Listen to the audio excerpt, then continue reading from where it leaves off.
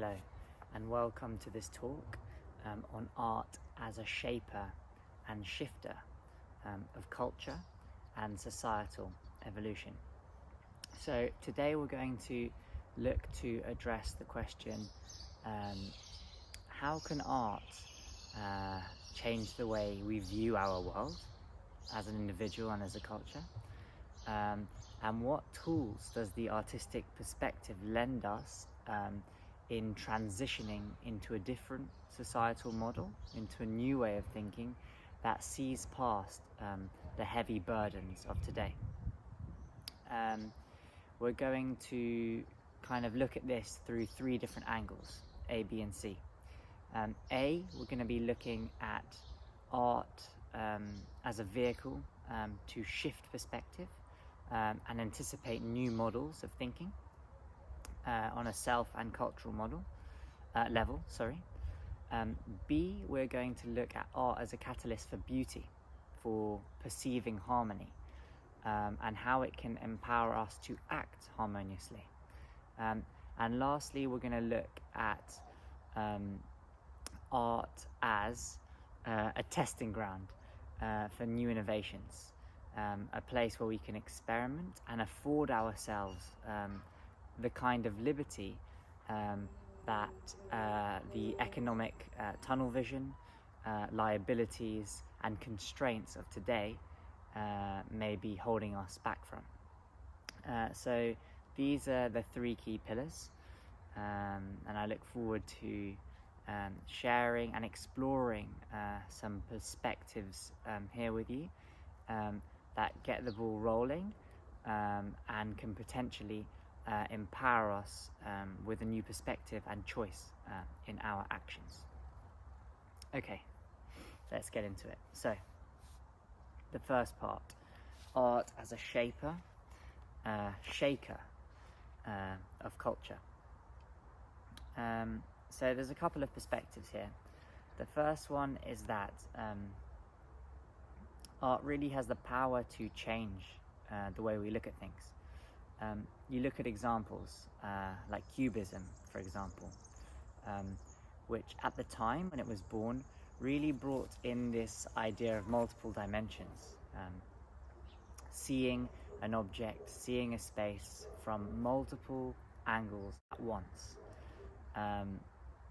This kind of multiplicity, this kind of multi-layered experience that it brought to the observer and the viewer can be seen as not only an anticipation of where our culture was heading towards from a kind of more Newtonian linear model during the Renaissance period into today's multi-layered, multi-angular, every shop is also a cafe, is also a social platform, is also a trend and momentum towards future change. Really anticipated this future where we would have to embrace internationality, multiplicity, all these kinds of ideas.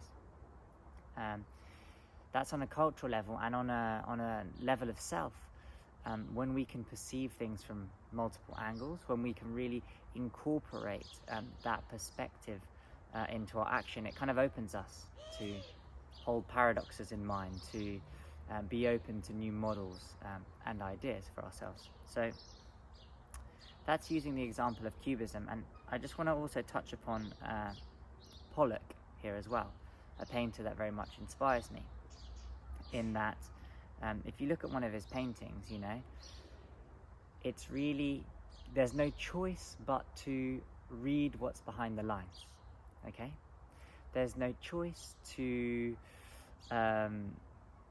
try and define it too much. You just get lost in the chaos, you know? And so what Pollock is trying to imply, for me at least, is this idea of seeing behind the lines, tracing back to the intention, the meaning, the deeper layers behind form and what is happening.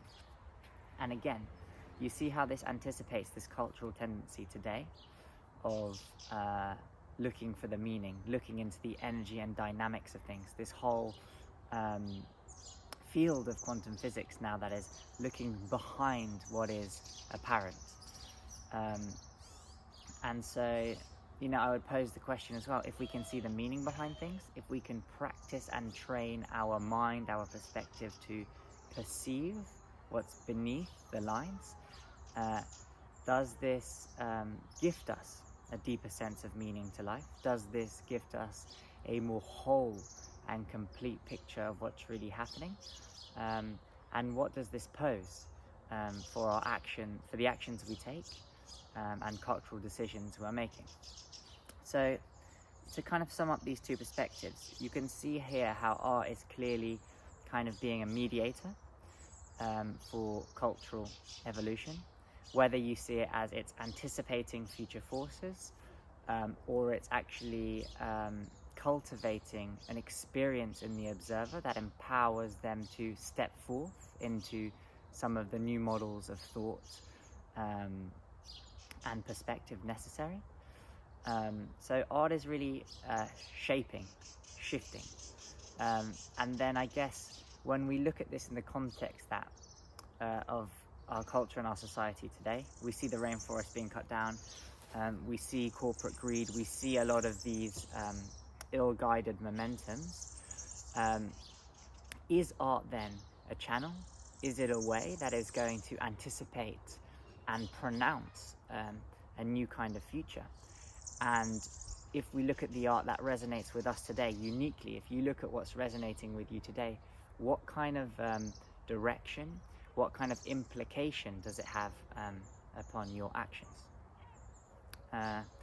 So that covers the first point. Art as a shaper and shifter of culture. Okay, so we move on to the next one now. Art as a catalyst for beauty and harmonious action. So art, in one respect, is beauty. I've kind of defined it here as the composition or recognition of harmonious elements guiding us into a creative dynamic or an enriched sense of being. And to put this into kind of simpler terms, when you see a piece of music, when you perceive a piece of music, a waterfall, a beautiful calligraphy style painting, something that has been composed with this kind of imprint, this blueprint of harmony, we recognize it very clearly. We're kind of moved by it. It just touches us, and we don't really know why. They're just a series of lines, but the way in which they work together brings something out in us. Okay? So just holding that thought in mind. Connected to this, we're also very moved by art, and we say even in our language, I am moved by this piece, I am captivated by this piece. This piece really involves the viewer, the audience, me. It's kind of clear from our language that we also gravitate into being involved with art. That's what really creates the artistic experience. It's not so much about what's hung on the wall, but what it's creating in us and how we're participating in that. So art seen as harmony and art as an experience brings forth this perspective of, okay, we then jump into that harmony. We come into some kind of artistic union. We come into some kind of creative dynamic or enriched sense of being, and it makes us feel good. Just like when we've seen a waterfall, when we really stare at it, gaze into it for a while, it really entrains, cultivates a kind of harmony within us. So the idea here is that, can we then begin to organize ourselves, take action from this place of harmony? If we are perceiving beauty, if we are feeling this harmoniousness, does this then inspire us to explore our own and create in virtue of this? And taking this in mind, taking this idea that, okay, I see harmony, I feel harmony, I action with harmony, does this apply into a wider cultural model? Does this create some kind of collective good deed or good intent? And does it allow us to step away from mindless consumption, from corporate tunnel vision, from manipulation and abuse of the people around us in our environment? So this is one of the ideas. The other idea is also this idea about wholeness, about seeing harmony, seeing the whole picture, seeing the whole orchestra and composition of things. Does this bring us to recognize that in our lives, the whole orchestra of things? Does it recognize us to see what it means to be human, what it means to be on this planet as part of nature? Does it then drive us to act in a way that is coherent to the meaning that arises from there? You know, I think that there is no definitive answer here. You know, these are just, we're measuring scales of depth, we're putting questions out there, and I think it's all for us to find our own truth in it. Okay, so that was the second point. Art as beauty, as a catalyst for beauty and harmonious action on a self level, on a cultural level. And we move on to point C now. Art as a testing ground for new innovations. So the concept or the idea behind this key pillar is asking if art allows us to kind of access deeper layers of cultural necessity, and art is kind of a blank canvas and not so heavily influenced by commercial liability, 5-year plans, all this kind of stuff that we might find in the standardized, for lack of a better word, commercial world. And is it kind of a playground? Is it an experimental territory, you know, that can innovate further into the future or further out of the 5-year plan and bring us new innovations that may otherwise have not been brought forth? So to bring an example to this, you see artists like Neri Oxman, okay? This real kind of strong-going Israeli artist at the moment in the field of in the fields between architecture, arts, bioengineering, this kind of stuff, right?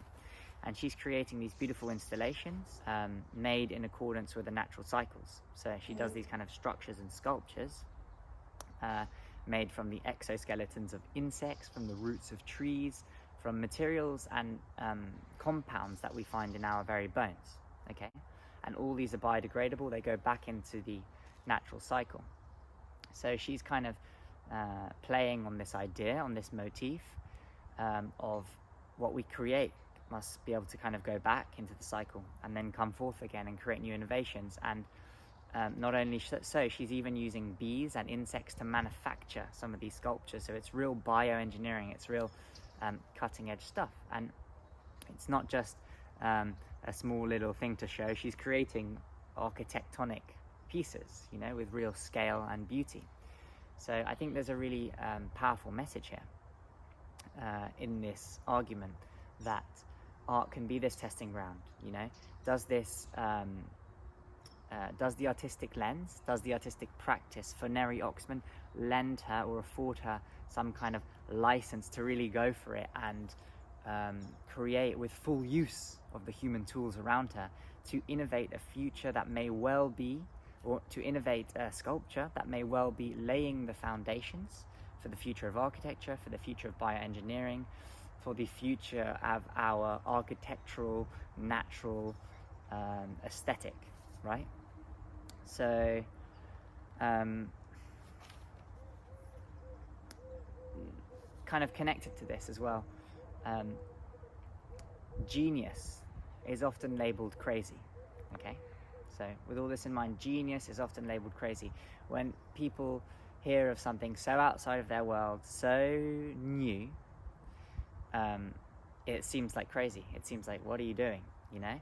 And only till later do geniuses, are they really recognized for the intelligence in their model of thinking, or what they wanted to manifest, what they wanted to bring forwards.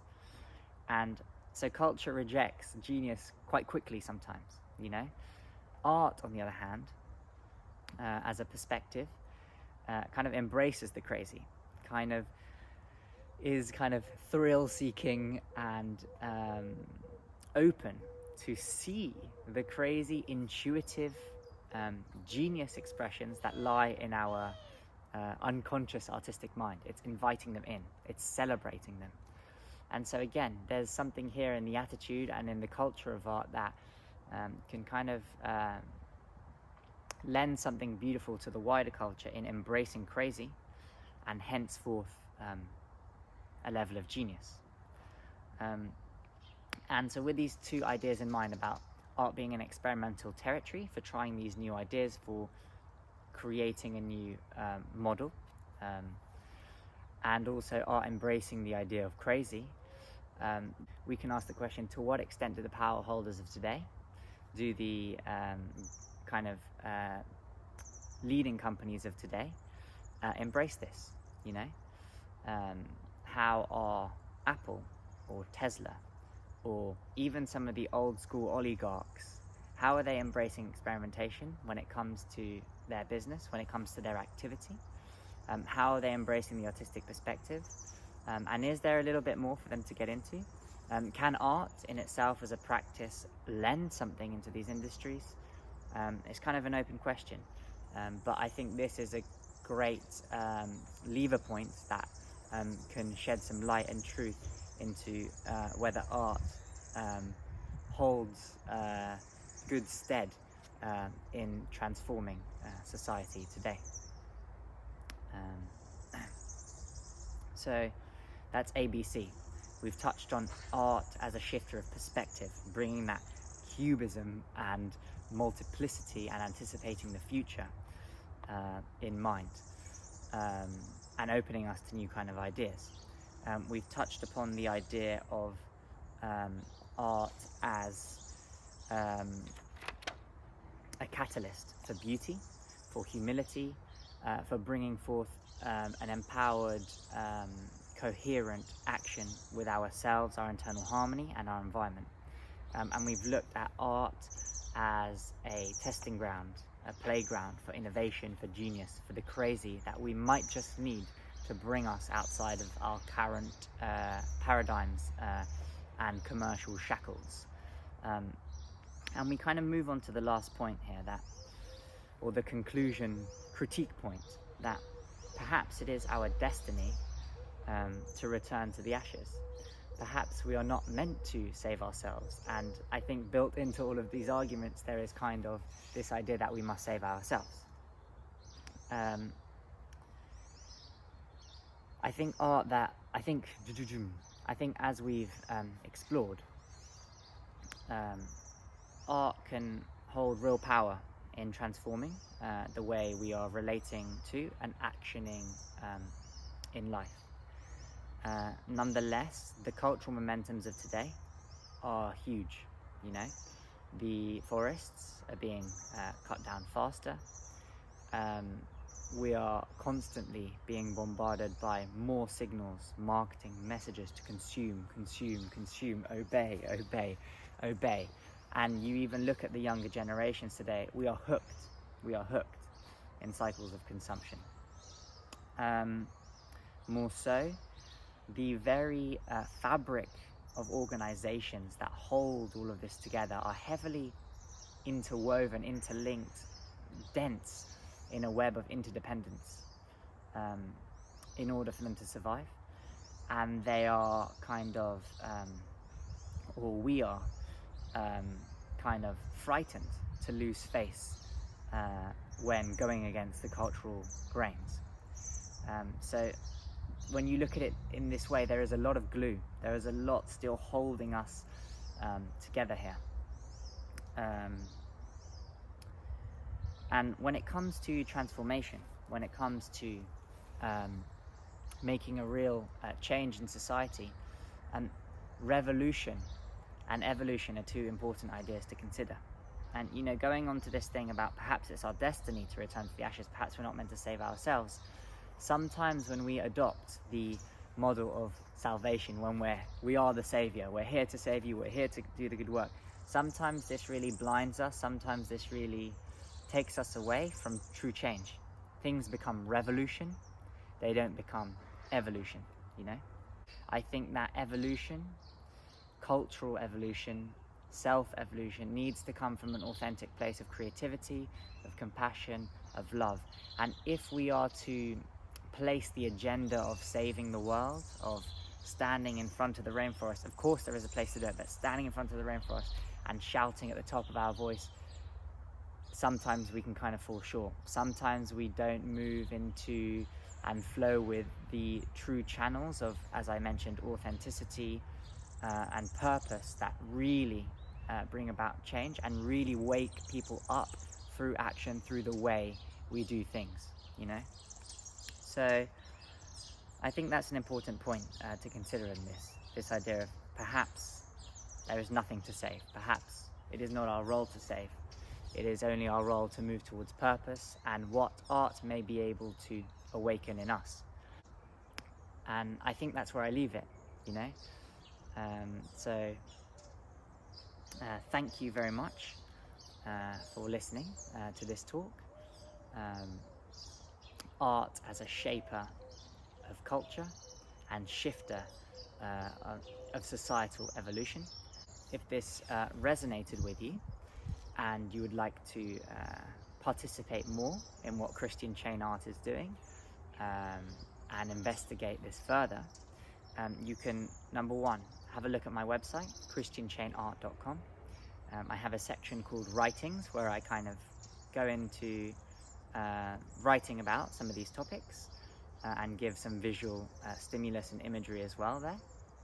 And you can also find out more about how these principles are applying to my art creation at the moment and see the process of my artistic projects. You can also connect via Instagram.